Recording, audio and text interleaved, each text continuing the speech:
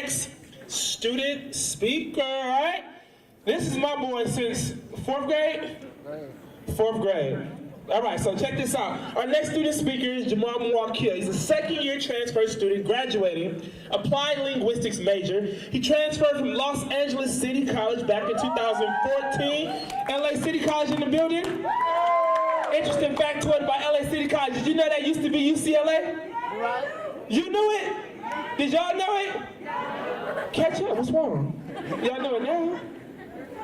It's like a meme. You didn't know it, now you know. Respect my campus, all right? Put some respect on it, all right? That's what you better do. Put some respect on it. I ain't gonna say it no more, all right? All 3 of y'all, all right? So my boy Jamal is originally from Compton, California. Home of palm trees and bullet holes. As a first-generation college student, he's benefited from the Center for Community College Partnerships, which we've been talking about CCCP all day. I highly recommend you all to go to that workshop when it's time. And our academic advancement program here at UCLA. He also participated in our student transfer program, which is a great program for any prospective students who are interested in transfer, who are interested in resources related to African American students. Ask about STP. And the Transfer Summer Program, which is a great bridge program in Lincoln. He's passionate about the transfer student population and diversifying higher education. He proudly serves as a peer mentor for CCCP, visiting LA City College weekly. So you see what happens? We bring them from the campus, we sprinkle a little bit of seasoning on them, and we send them right back out there to teach some more folk how to make it happen. Did you feel me?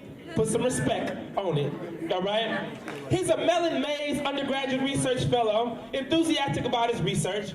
He completed his departmental honors thesis investigating the language of criminalization directed towards the peer-to-peer file sharing community. Within the 2 short years here, he's been a Bruin.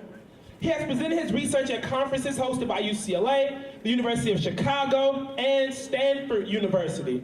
Stand up for Stanford, all right? Home of the tree.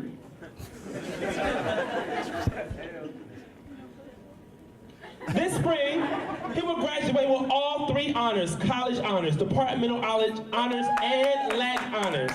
Give it up for the honor student, man. It's like that whole middle section. What y'all hating on honors? You, right there. Y'all still like, keep clapping, it's some honors. There you go, all right, you want to make sure your hands work. Those be some Compton. All right, so Jamaal will continue his academic pursuits at the University of California. Which campus you think? Santa Barbara! Give it up for the school by the beach. If you haven't visited Santa Barbara, it's like living in a beach house. All right, so check that out. So he's graduated from UCLA, University of California, Los Angeles, and will be headed to the beach life in Santa Barbara. This fall, he's been admitted into a doctoral program in linguistics. Doctoral program, right? That's the top of academia. Without further ado, I would like to turn this mic, this podium, and this stage over to my main man since 4th grade. Shout out to McNair Elementary School in Compton, California. Mr. Jamaal Muwwakil.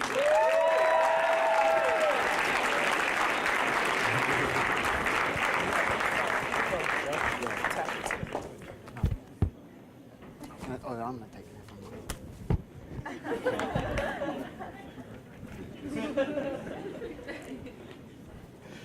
Good morning. Good morning.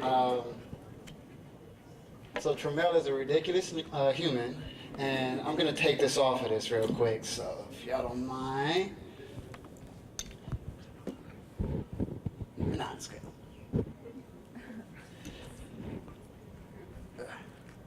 So once again, good morning, Stomp. Good morning. Thank you for that. This is the chillest Stomp conference I've ever been to. If any of y'all have come to previous Stomp conferences, you know we get real hype, we get real tribal about our CC, so let's see how tribal we can get. LACC, where you at?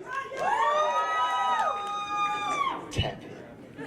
Tap it. OCC, where you at? They rep hard for 2 of them, it's great. Santa Monica, where you at? Oh my God. It's the first time Santa Monica hasn't represented hard. ELAC, where you at? I see you. I'm not gonna go through them. LAVC, let's go. Scott. Cerritos? Not one Cerritos. Pierce. I see you. It's just you. Citrus, let's go. Okay. All right, okay, I'm not gonna do this anymore. I want you guys to really appreciate where you come from. Myself, in my tenure from high school to transferring to UCLA through LACC, you right, I went to 7 different community colleges. So I went to a lot of the different schools that you've been to, so I know your plight. Before I get into the subject of what I'm gonna talk about today, I wanna just tell you a little bit more about myself. I'm gonna move around a little bit, not to be confined to this podium. It doesn't own me. So, as Tramel said, I grew up in Compton, California. I went to McNair Elementary School. That's where we met in the 4th grade. He was tall then, high energy then. Nothing has changed, except for his hair a little bit. Went to Davis Middle School. Graduated from Vanguard Middle School. I don't know. No Compton people? No? Watts. Close. Watts. Go ahead. I respect it. And then out of high school, I applied to colleges and I got accepted a few places. Right? I got accepted to UC Santa Cruz and Howard University. And some of you may have been like me when you found that you got some college application, when you actually did apply, which was foreign, because most people, like myself, I was a first-generation college student. I did not know what I was doing. They said apply. I applied. It was an abstract concept, right? You apply to college because that's what you do after high school. And then you go, whatever that means, right? So when you get your acceptances and they say, yo, you owe me like $30,000 for the first year, you're like, I don't even know what that means, yo. Like, who has $30,000 a year? I'm 18. Like, I don't know what this is. I don't know how funding works. I don't know how financial aid works. I don't know anything. And so I decided I'm not going to move to Santa Cruz or move across the country to DC to go to a college and not know how I'm gonna pay for it. So I'm going to Cerritos is where I started. Cerritos. Dang it. And then I fall into a trap. But it's not a trap. It's just kind of how life works, right? Where I started to work and go to school at the same time because that's what you have to do, or else you're gonna die. Who wants to die? So you start working and you start going to school. You're just trying to fumbling around because you don't know how this thing works. They say take classes. You say okay. I show up to classes. There's no room, because you don't have priority enrollment because you're new, and so you try to crash whatever classes you can take. Everyone starts off as a psychology major apparently because no one knows what majors are. And then you find yourself doing the same old thing where you show up to classes, pass them maybe, drop them maybe, W's, whatever. But then you start working more than you're going to school because as you grow and as you get money, you spend more of it, and then you get responsibilities, you get a car, you're paying rent, and now you find yourself going to school a lot less, you find yourself working a lot more. And maybe you'll think, well, I can just do that then. My parents didn't necessarily have to go to college, and they bought houses and lived lives. Maybe I can do that. If I just work really hard and be the best at what I do, that'll be good enough, right? Except that it won't. Because apparently you need a piece of paper that says that you're good enough to be paid a living wage. And I hit that ceiling. Edie's talked earlier about the idea of training her supervisors, right? It's the most depressing thing you'll ever do, and I did that too. To have to train the person that's going to replace you, that's going to be your boss and be paid more than you, even though you've been there for a lot longer and can do the job better. And so I found that, this isn't going to work for me. I'm not going to be able to live the life I want to live this way. Decided to go back to school, came back to LACC with a newfound resolve. And just to give you an idea of what I did while I was out. I worked at, everyone worked in the mall at some point, right? I worked at Foot Locker in the Lakewood Mall, go hard. I worked at Disneyland, because Disneyland. It's terrible. I worked at, what was at the time Singular Wireless, but turned into AT&T in a call center. I worked at a credit union, basically as a bank teller. I tried starting a business, and that worked out great. It did, actually, I had fun. But yeah, it wasn't what I was gonna do. And so when I came back, I had a newfound resolve. I was gonna make it work. I knew what I wanted, I knew how I was gonna do it, but I just didn't know what resources were available to me to be able to get to where I wanted to go. And this is where we plugged in to the Center for Community College Partnerships, where I work now. So the topic that I want to talk to you guys about today, and mind you, I'm going to try to go a little quickly because I think the best part of the STOMP conference is what's coming next, which is the UC panel, where you get an opportunity to hear from representatives from all the UC campuses, because we're not trying to get you necessarily here, it's dope, but get you into a UC. And there are resources and opportunities to get you there. But first I want to talk to you about diversity. So I want you to honestly think about diversity. What you think it is, what it's been talked about as, the framing of diversity, and why it's important. Now, from my experience, diversity has been talked about in such a way that it's kind of like reparative, right? Like we need diversity because of historical wrongs. We need diversity because of underrepresentation. We need diversity because they just can't quite compete at the same level, so we got to give them a leg up, because, diversity. But that's really weird, considering that diversity is inherently meritorious. Diversity in every facet of the world makes things better. So let's look at California. California, I think, third largest economy in the world. Why is California dope? Why did you choose to live, if some of you came from other places, to California, right? Maybe it's because of the beaches, and we have many. Maybe it's because of the movie stars, and we got those too. I like to think we have the prettiest people here in California because we steal the pretty people from other states. They want to be movie stars, it's great. But the reality is that California is a great place to be. And a lot of people decided that that's the case, so we have people from every walk of life. We have Ukrainians, Armenians, Canadians, Mexicans, El Salvadorians, Puerto Ricans. We have people from Ghana, Nigeria, Kenya. We have people from Japan, Korea, Indonesia, Malaysia. We have so many people from so many different places, and they bring so many experiences and cultures and cuisine into California, and California benefits from all of that diversity. Ideas are challenged. Ideas are proposed that wouldn't have been proposed otherwise. Backgrounds are represented, and things are done differently than they would have in the absence of that cultural diversity. So California benefits from diversity. But one of the most diverse and best places in the world, even within California, is Los Angeles. One of the most diverse cities in the world, which benefits in much the same way. We have a great amount of diversity. Has anyone ever actually been to Little Ethiopia and had, all right, don't raise your hand, clap.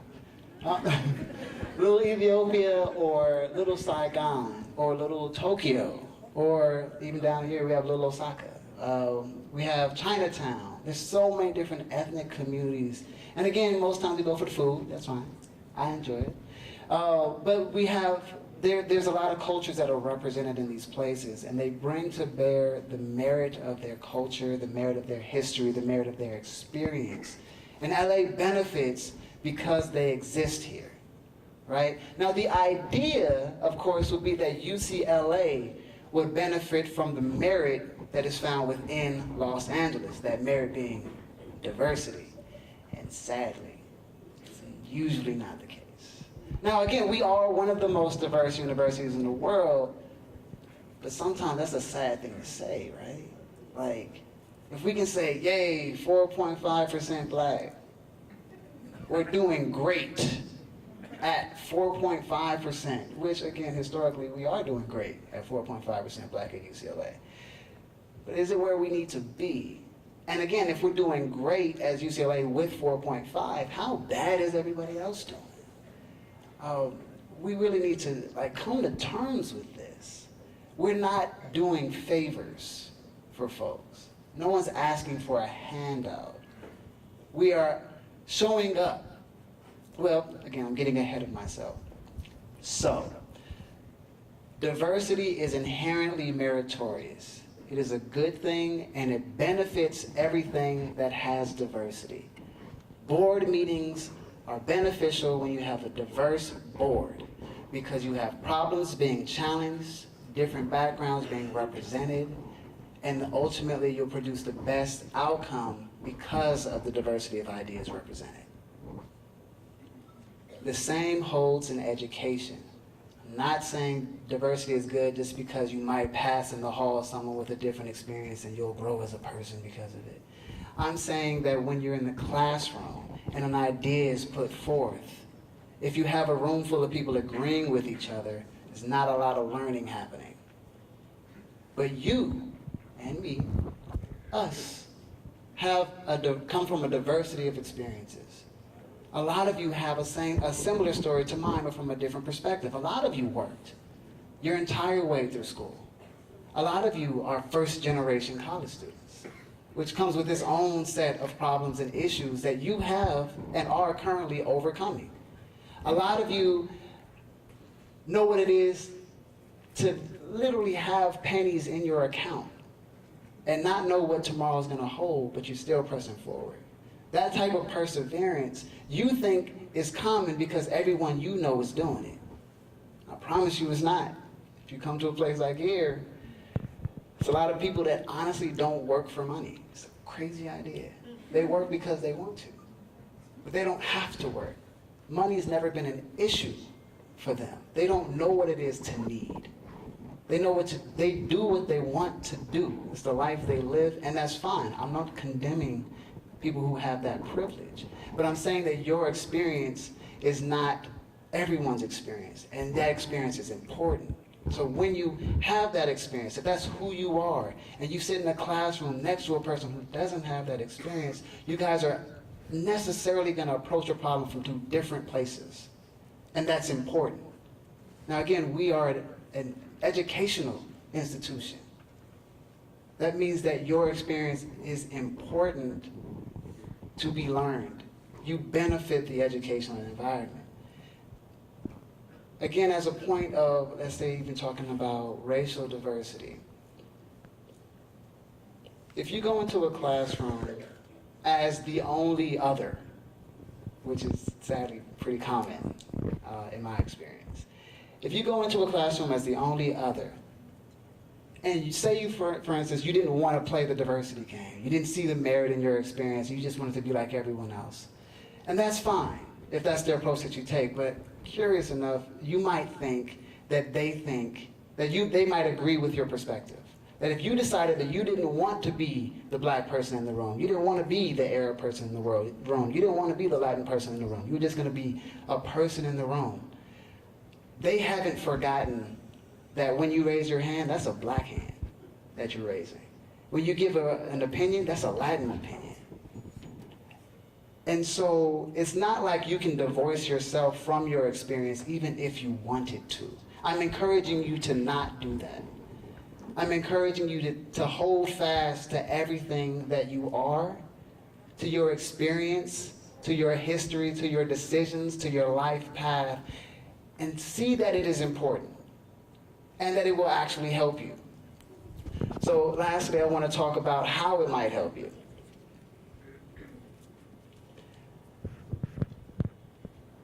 Do we have any millennials in the room? Who's a millennial? Anyone born after the 90s? In the 90s? Okay, wow. Go hard. Well, there's a criticism that's coming your way. The criticism is that you're lazy. That all you know how to do is text. You live social lives. And you don't know how to do this whole human interaction thing, right?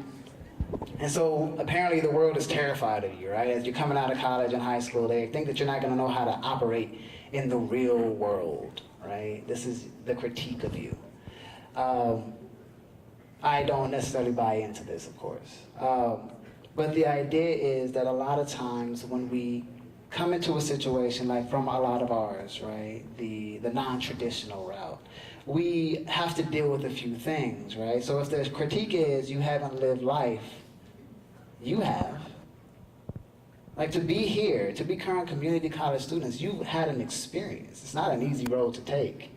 And so you've lived that life, you've done a thing, you've set your mind to a task, you've accomplished it, and you're here. Many of you already applied and admitted to awesome universities. A great accomplishment.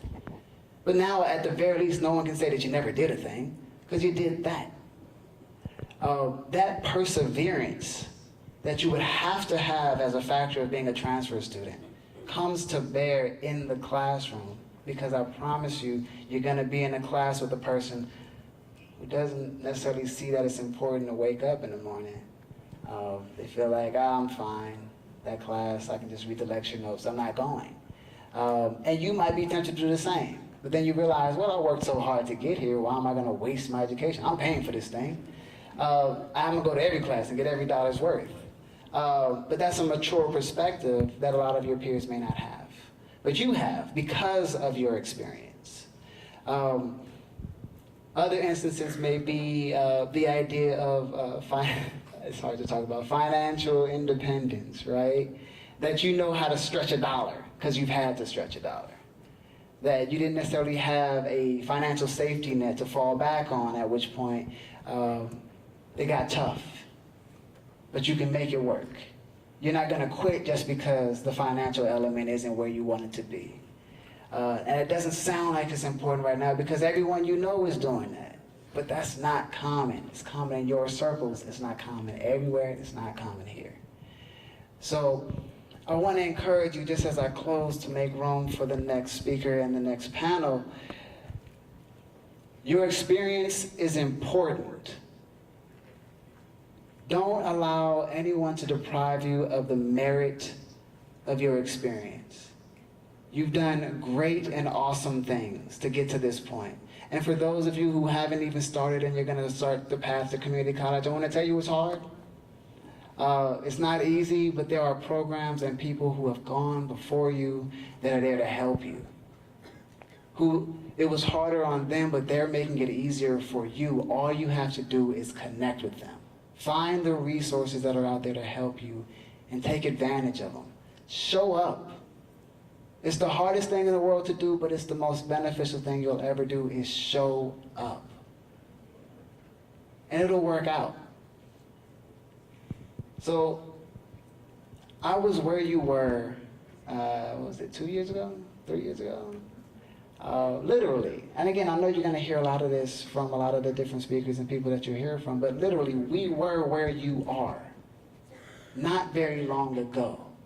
We heard people talking to us who had gone through this journey on their side, and they were 2 years or 3 years ahead of us. This is something you can do. It's not beyond your grasp. It's not impossible. You're not too dumb. You're not too far behind. It's not too late. This is something you can do. Just decide to. If you decide to, we're all here to help you. But decide to, and then you can. Thank you for your time.